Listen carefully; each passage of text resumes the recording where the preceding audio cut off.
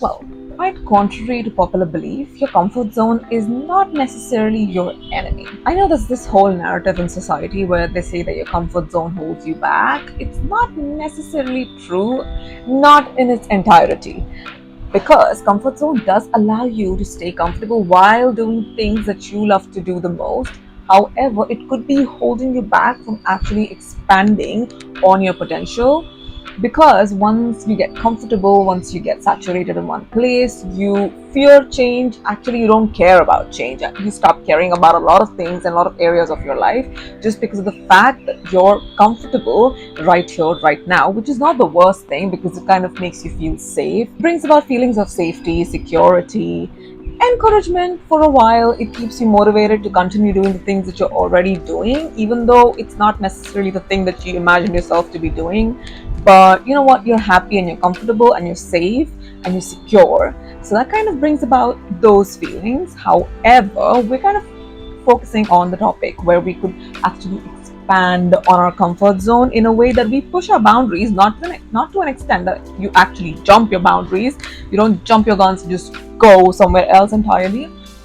You're going to expand on things that you already are doing. Now, again, this does mix up into the topic where you need to step out of your comfort zone in order to be able to achieve the things that you really want to achieve in life. So, there you go. Again, stepping out of your comfort zone doesn't necessarily have to be a very scary jump. It's just one tiny step that you take into expanding your already pre existing comfort zone. Now, how are you going to understand that you're actually too comfortable? And then subtle changes in your life could actually add immense amounts of value into it. Being in your comfort zone can also be very subtle sometimes. Like, you don't really realize that you're in your comfort zone. For example, if you feel like your daily routine is getting a bit monotonous, but you're not doing anything to switch it up because you're very comfortable doing the things that you already were doing in the first place, rather than adding a few nitty-gritties here and there, you just skip the step of adding anything else. You're just okay and comfortable with the doing. When it comes to work, you feel like everything is going very smoothly and it's going a little too smoothly. That is, there are no challenges, there is just nothing there, there are no obstacles, you don't have to think or worry about anything. There's nothing that actually tickles that part of your brain where you're like, oh, this is, something that I didn't think of. Like, this is something new that needs to be perceived and to be studied. There is literally nothing challenging you or forcing you to get out of your comfort zone, learn a new skill, understand something different, understanding a different program, trying out different things. The same thing could go with your personal life. If you feel like your food is too monotonous, if you feel like your routine is too monotonous, if you feel like your relationships are too monotonous and you're not doing anything to switch it up, well, that again could mean that you're really literally laying low and you're just staying in your comfort zone because you feel so comfortable, you feel so secure, and you feel so safe. See, these are the major three feelings that you're feeling that allows you to stay consistently and you stay persistently in that comfort zone, because you're like, these are the three feelings that people chase. So why do I need to go out and challenge myself and do something that scares me and that I'm really afraid to do? Why should I do that when I could just stay in this feeling of safety, security, this safety blanket that I have? Now, personally, this is how I recognize that I'm in my comfort zone, is that my day-to-day activities literally bring me no joy. Like, I'm not looking forward to them. I'm just doing them because they make me feel safe, they're familiar, and I would much rather do that than explore new opportunities and put myself out there and challenge myself and do something that I'm fear or uncertain of. I don't do all of that. So that's when I see that I'm literally stuck to my safety net, where I'm like, you know what, I don't want to explore anything else. I don't want to explore anything new. I don't want to switch up my daily routine and make it more exciting and fun for me so that I actually love doing it, so that I actually enjoy doing it. So for example, even habit stacking can play a very big role when it comes to switching up your daily routine. Now, for example, if I wake up in the morning, the first thing I do is brush, freshen up, and then go have a coffee. So while having my coffee, I could be listening to a podcast. See, that's something that's habit stacking. So I could be listening to a podcast, I could be reading the daily newspaper, I could be just, doing something productive that's actually going to bring me value, that's going to add to my knowledge, and that's good for me. As soon as you understand that you're playing safe and you're really comfortable doing the things that you're already doing, and you know what, that's not a bad thing, but that could mean that you're staying stuck, and that could mean that you're staying stagnant, especially if you're looking to move forward in life, if you're actually looking to self-improve, you're actually looking to grow. Those things might not be the best things for you. I'm not asking you to step out of your comfort zone violently, thus abrupting your entire routine, making you anxious, fearful, none of that. What you're going to do is you're going to expand on your comfort zone. You're going to keep pushing your comfort zone's boundaries. Little by little, it doesn't have to be that exaggerated. It literally can be one simple thing at a time. For example, the way I mentioned about coffee and listening to a podcast. You could just habit stack. And you know what? That's actually adding value into your life. You're actually listening to something nice and productive while you're doing that. And you know what? It's good for you. It's actually benefiting your life. Now you've gained value, you've gained knowledge, and you could implement it in various areas of your life. So there you go. That's something that you need to try and do on a day-to-day basis. You need to integrate that into your daily life so that these little things that are actually pushing you out of your comfort zone are not necessarily those big things that make you feel anxious and just drained and you're just too scared to do it. No, they're actually training you and they're piling on top of those things which already were existing in the first place. And now you're still in your comfort zone, you're still comfortable, you're still safe, you're still secure, but you're also trying to do new things, you're exploring new opportunities, you're not fearful, and it does not make you anxious. It's not, driving those nerves around you where you're like, this is too much for me to do, this is just a complete opposite of my personality. Now, for example, if you're a shy person and if I asked you to go on stage and speak for an hour, you won't be able to do it. That's ridiculous. That is absolutely ridiculous.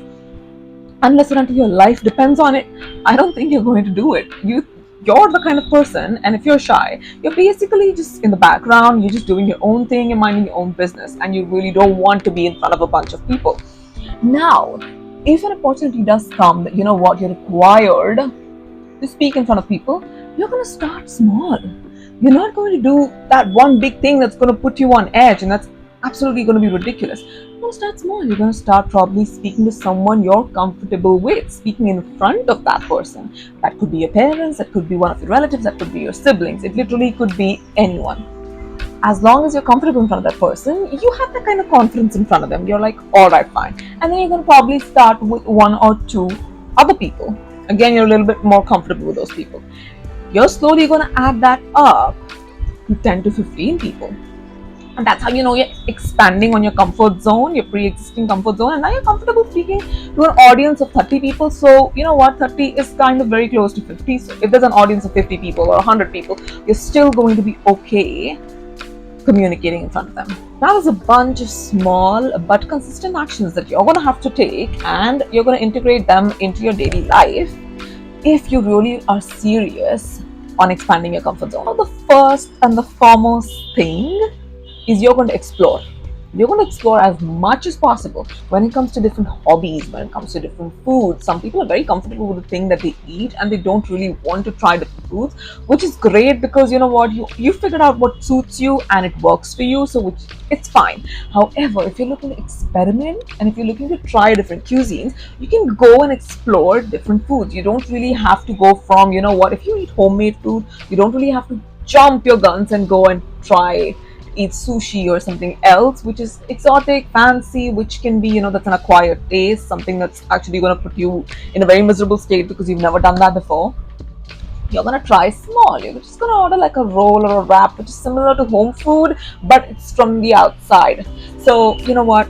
You're not that much out of your comfort zone, and those kind of have the same ingredients as what you eat at home, but it's kind of, it's a different cuisine. Like, it's a different food item. It's not necessarily the thing that you eat at home. If you're looking to develop new hobbies, but you're really afraid that, if I start this, I might fail at it, which is normal. It's going to happen. Like, duh, are you kidding me? Nobody aces everything at the first try. No.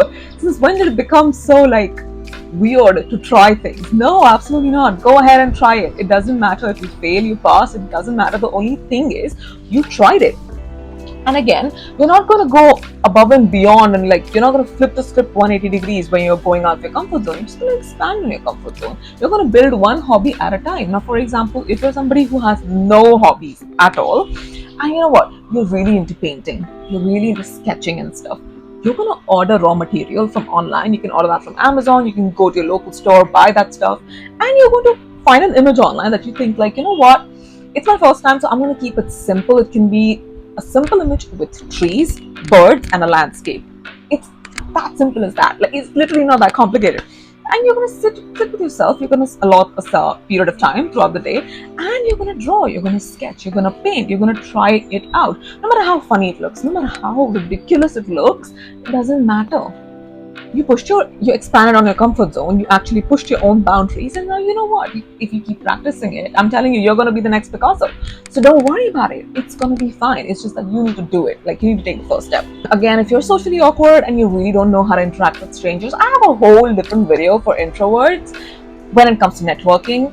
You can go watch that. But additionally to that, if you're just generally socially awkward and if you can't talk to people in like familiar situations where, you know what, you've got your family, there are family gatherings, there's a marriage, there's an event or something like that, you just can't talk to people because, you know what, you just don't know what to talk about, or you know what, you've never really met them, so you don't know how to strike up a conversation with a stranger.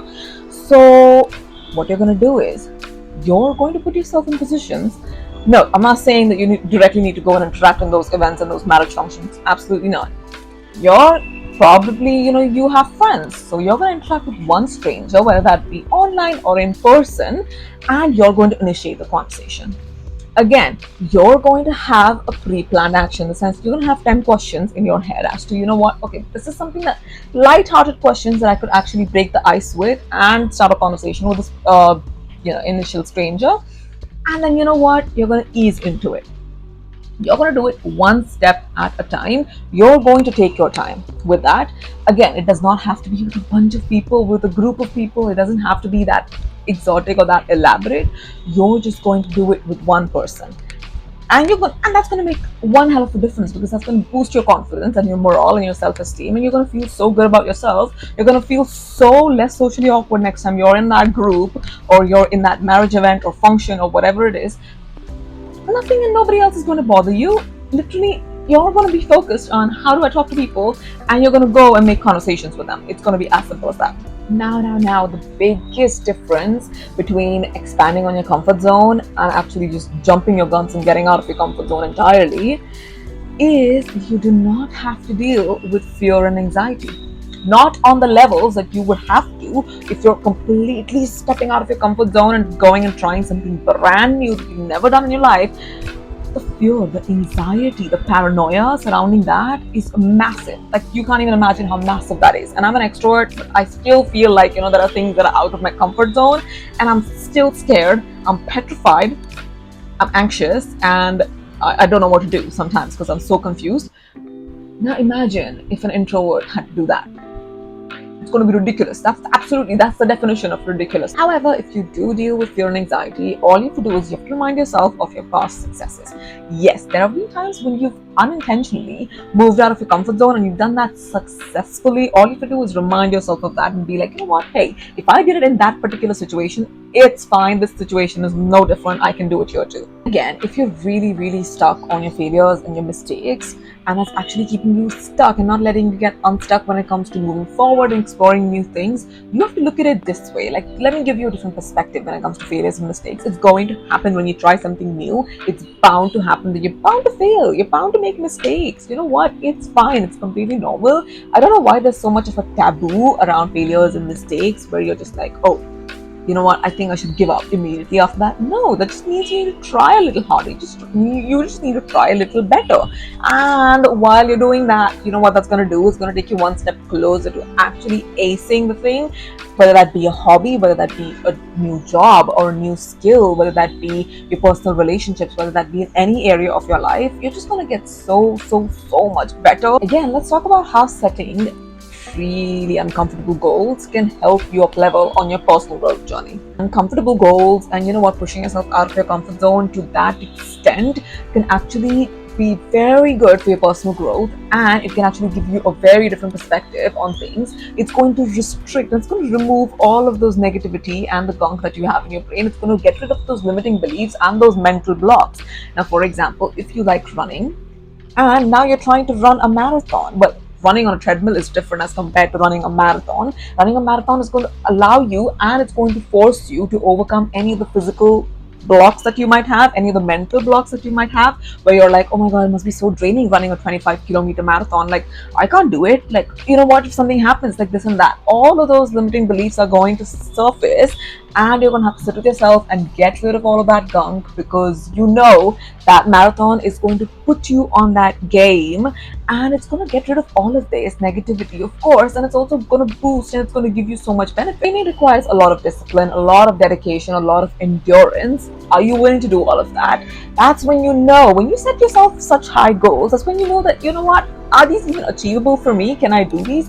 And if the answer is yes, because you're mentally halfway already there, and you know what, that marathon means a lot to you, and you're willing to run, and you're willing to tolerate all that comes in between that, it's great. So basically, overall, achieving that goal of running that marathon didn't just push your physical limits, but it also pushed your mental limits.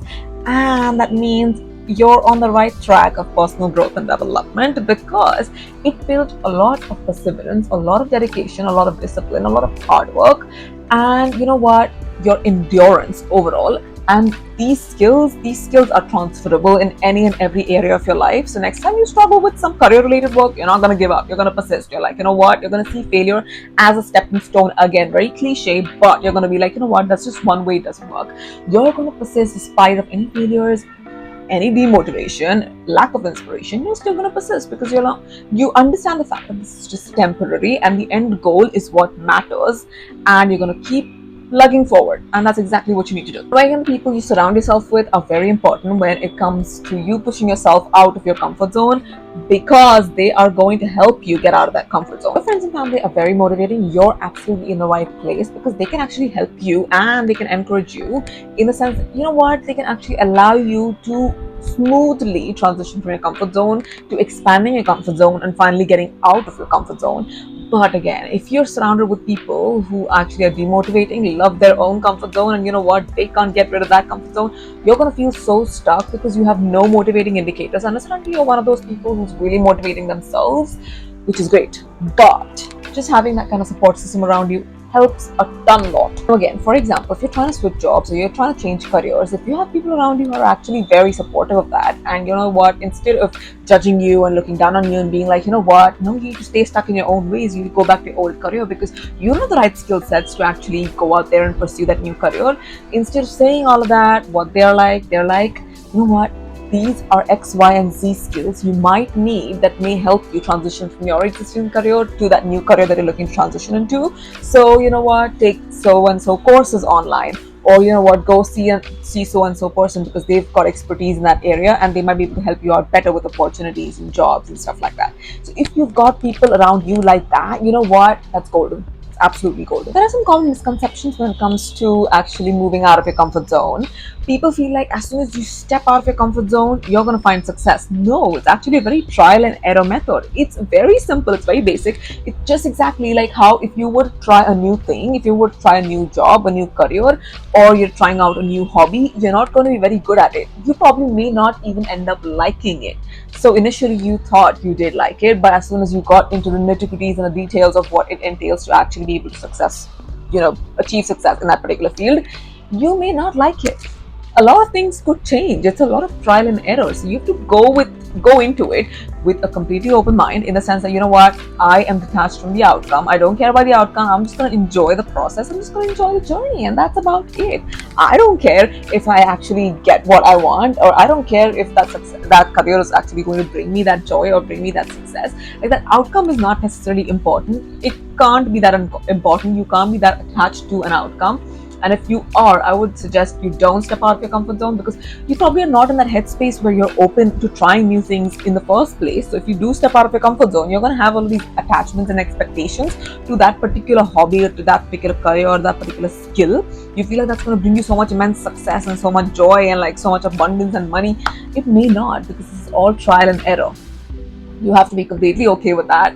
So that's one misconception that people have around like moving out of your comfort zone, stepping out of your comfort zone. It's going to make you feel so good. No, it actually may trigger anxieties and fears and stuff, which you didn't even think you had, but now you do, because you failed. Suddenly you stepped out of your comfort zone and now you failed.